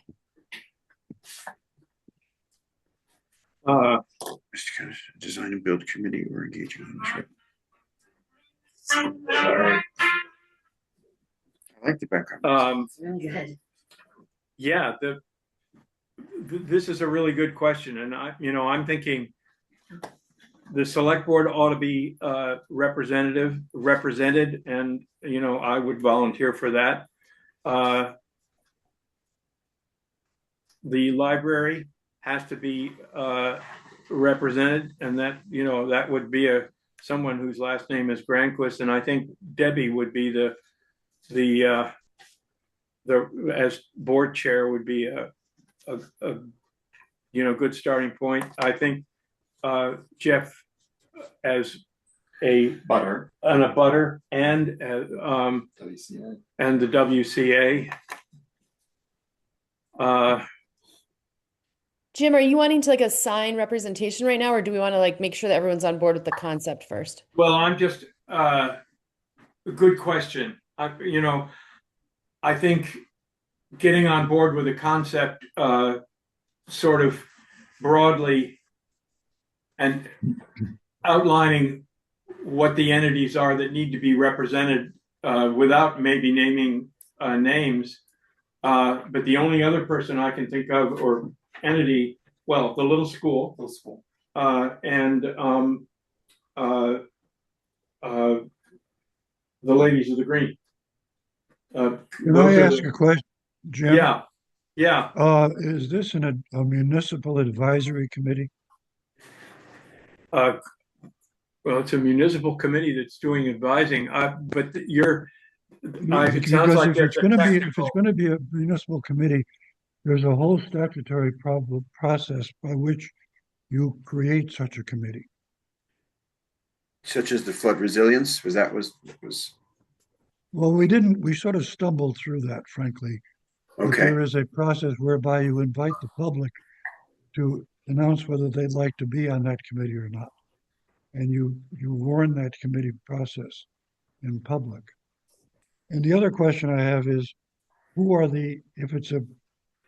if the project is being managed by Megan and Alyssa, how does the committee relate to the project management? Jim, if I can weigh in for a sec, if that's okay. Yeah. I think, Wayne, kind of in researching this, I think it would make sense for the owner's project manager to, at baseline, be a member of the committee. I think chairing the committee would be appropriate, and that person can be tasked with reporting directly to the select board on behalf of the committee. I think you could have the owner's project manager be either a paid professional, work that into the grant budget, or a community volunteer with some level of expertise. But I think that person would have to be integrated with the committee, so it's not management of two separate entities, that it's really they are able to represent the committee both in project conversations and with the select board. So they kind of serve as a liaison in two different directions. the owner's Megan, rep. Maggie, are you talking basically about an owner's rep? Yep. That's what I thought. Okay. Yeah, I totally agree that there needs to be somebody who represents the town who is a professional, and it needs to be more than Megan and Alyssa. Yeah. Yeah. And Jim, with your permission, I just drafted some quick language for you all to consider. And I think to Wayne's point, you need to, follow whatever protocol for naming the committee, but I think at least establishing going into the meeting of the 14th, the concept, and then, maybe it's after the meeting that you actually move forward and establish the exact membership. But Jim, is it okay if I just read quickly kind of what I was? Sure. Okay. You bet. So it would be a motion to establish a building and design subcommittee of the select board comprised of abutters, neighbors, and other key community stakeholders charged with monitoring construction and making recommendations on the final bridge design should the town accept CDBG DR funding. And the second piece is to appoint an owner's representative to represent town interest in the relevant projects. And I think you could add and participate, and in coordination with the building and design committee. I also think, I haven't heard anybody mention this, but I also think at least one member of this committee should be a person who has actually had hands-on building different projects. Yeah, I mean, I think Done work in the field. Denny, I think ideally if you had an owner's rep who had that construction experience and was a Weston community member, I think that would be the ideal of all worlds, right? If you could get him, Jeff Berkshire would be a good one. Yeah. He's had many, many years, and he's smart and intelligent. A great person. But you need somebody that has actually gone out and got their hands dirty, not just got a plaque on the wall.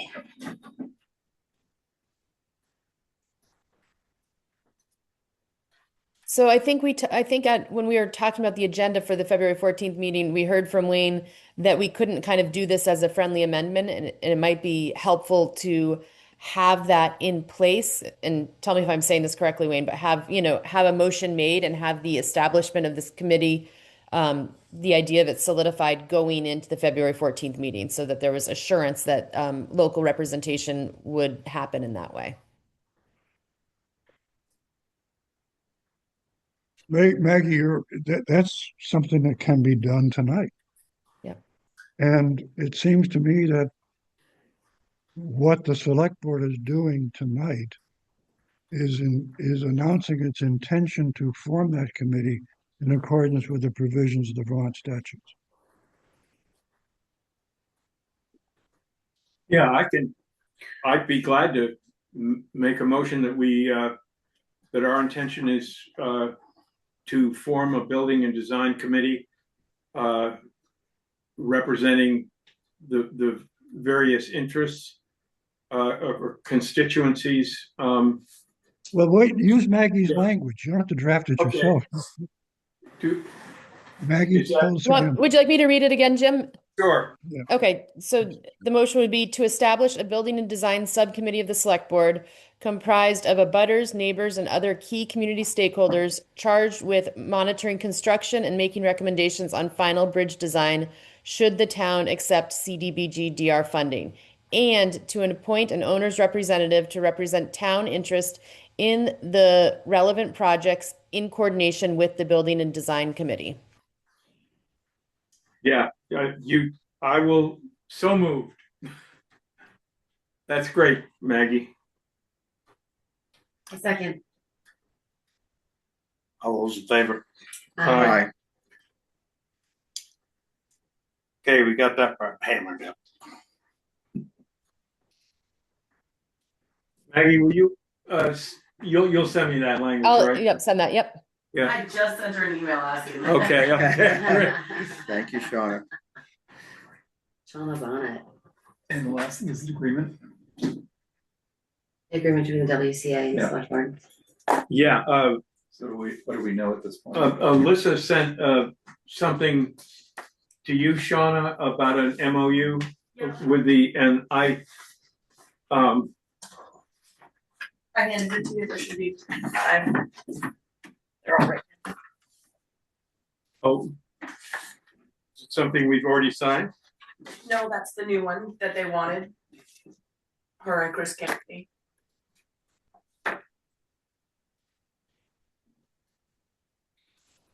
Oh, Are you looking for something different? yeah, this is a memorandum of understanding between the community association and the select board, the town. Oh, I haven't got anything. Yeah. So what I've got here is, remember we signed the agreement to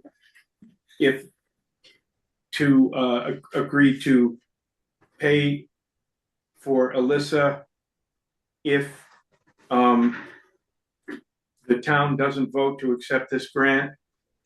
Oh, that piece that came out, they were, As right, of, as of that date, yeah. we signed off on that, didn't we? well, we did, but They wanted it modified.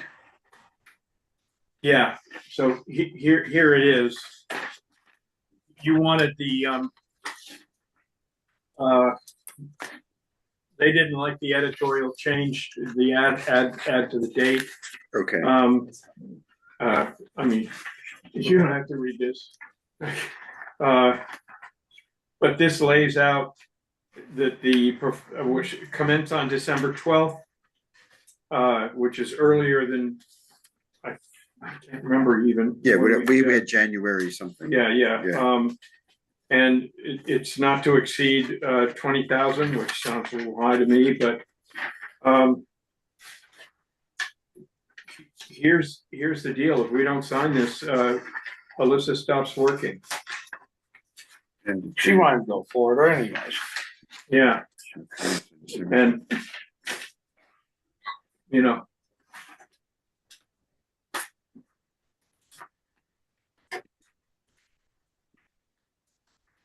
So this just for clarity in my mind, this just protects them if we turn the grant down, if right? the town votes to not accept the grant, Then we have to then we have to, cover this. reimburse Otherwise, it's going to Wyndham be part Regional. of the grant.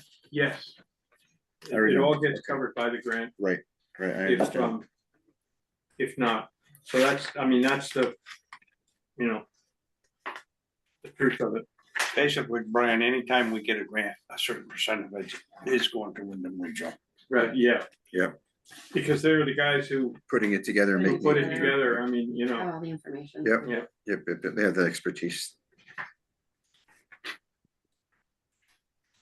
Oh, I'm gonna move, we sign this. I second. All those in favor? Aye. Okay. Yeah. I don't think, I don't think we have it. we have it, so. thank Is you, it Jim. being supplied? Alyssa said she was, when I talked to her this afternoon, she said she would Okay. be. It's coming. using that. So Yeah. obviously, I'll bring together the executive team at any point in time Yeah. ready, and we'll sign Yeah. off on what we need to. Yeah. Okay. Thank you all. Thank you. Appreciate your time tonight. Yeah, oh my goodness. Enjoy. You didn't eat already? So Kenny, let me guess, you'd rather I signed this than you did? Yeah, because I'm not really in favor of this whole. Yeah, I understand. I'm gonna sign off. Good night, everybody. Thank you so Thank much. you very much, Thanks. Maggie. Thank you. All right, thank you, Maggie.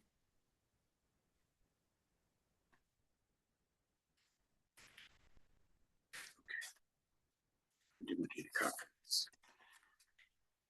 Paper. A lot of paper.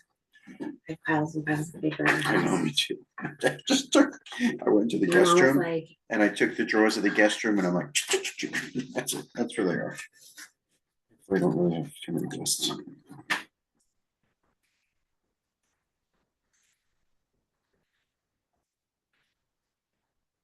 So number 6 is a work in progress, right?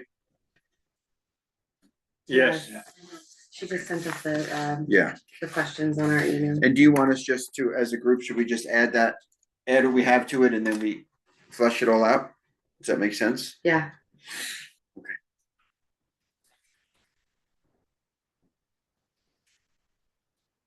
Yeah, and I think we can all, you know, make our own list. It's not rocket science. Yeah. Just figure it out.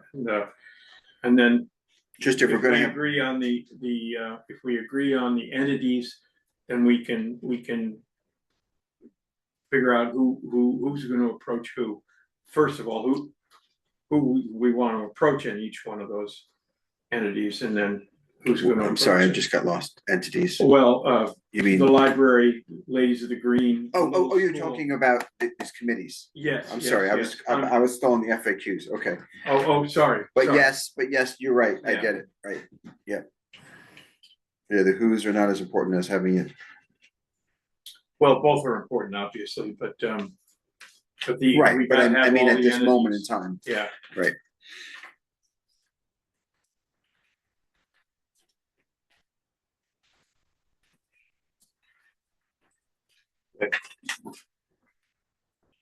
Make sure that, You have your questions there? I think- do. I think number 14 is a dangerous one. I don't know, it's just my thought.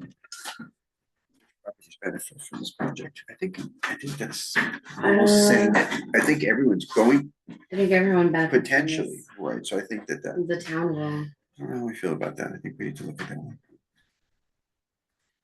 Let me strike it.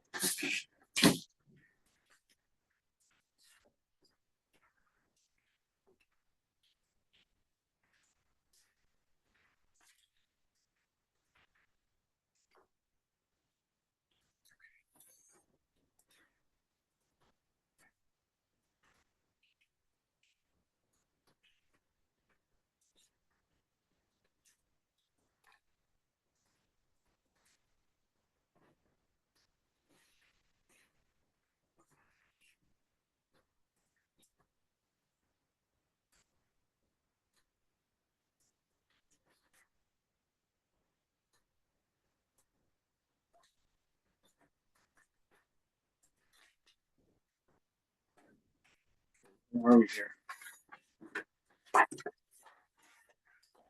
I think we're through. Yeah. We have, under new business, at town meeting, we're gonna need at least one lister. Asked Anna to give me a list, and the person is supposed to be a resident of Weston. So if we fail to find the lister at town meeting, it will be up to the select board to appoint a person. And then from what she's researched and stuff, we can go outside of town to get a lister. This is the vacant position we're talking. Right. Okay. And right now it's Greg and Jeff, Greg Carroll and Yeah. Jeff. Just the one. Have they made any suggestions? I'm assuming that they haven't. I don't know.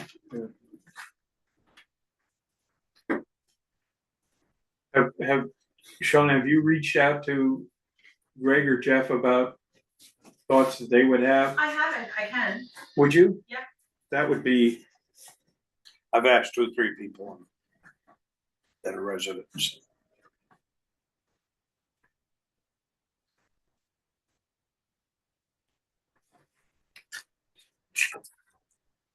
So first we have to go through Weston, and then if there's nothing, then we can go out. That's the indication I got from Shauna with research she did. Okay. Sometimes we can leave a position vacant, but that's one that Cannot do that. we shouldn't.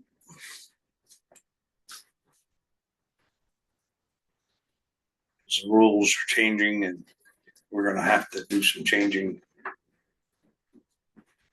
it would be really good to have that team at full strength and Okay.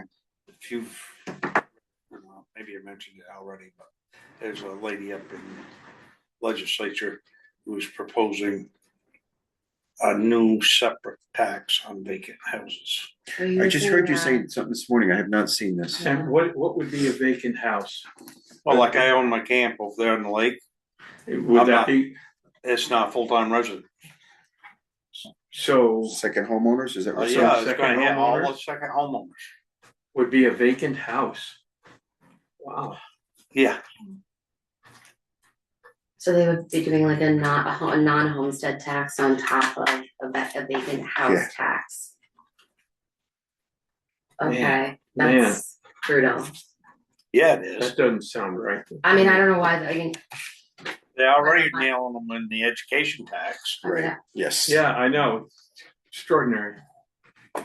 Before I became a resident here, I must say it always grated on me that I was paying more to educate People that, where you don't live full-time, yeah. Vermont kids than the citizenry was. Yeah, and the transfer taxes have all gone up too, as you know, when you're purchasing as a second homeowner. Yeah.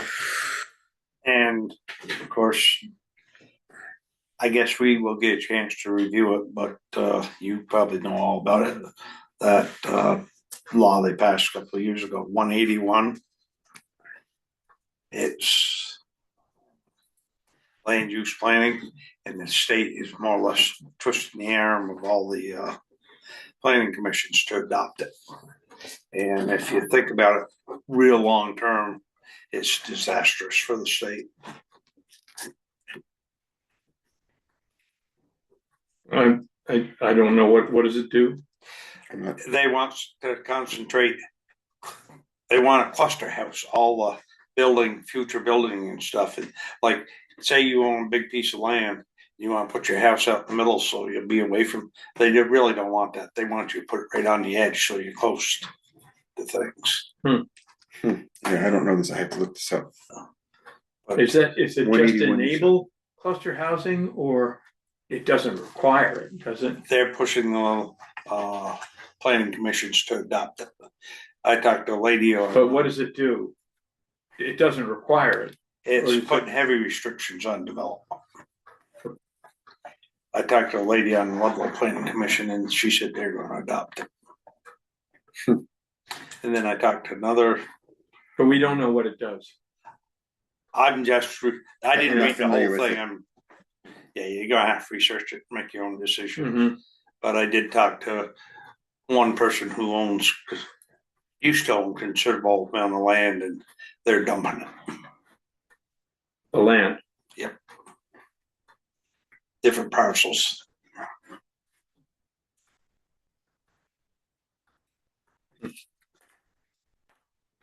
Well, put it this way, just think about it. If you cluster a house and force everybody to be around close together, when you pack people in, what happens? They get fighting amongst themselves. Then that requires somebody to police. Just like in the village, war zone down here. It is. We are brutal.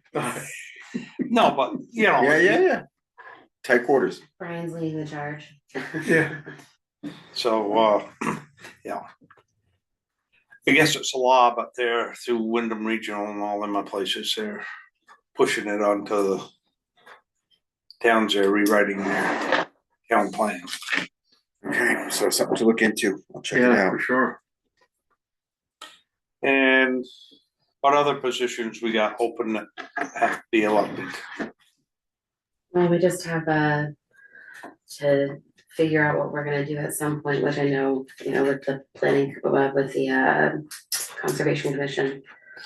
Which I know it's like there's not much very much land to conserve. I know, if we just haven't, that's just another thing that's. Well, if you look at the list, figure it out, there isn't much out there. There really isn't much out there.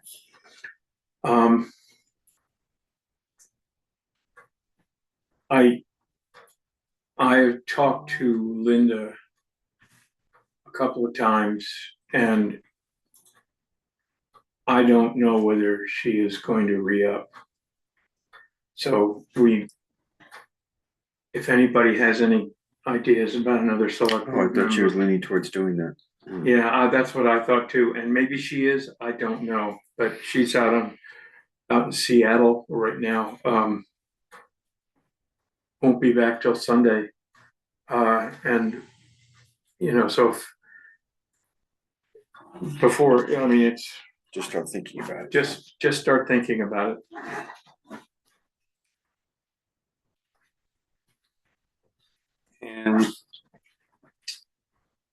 And I would phrase it that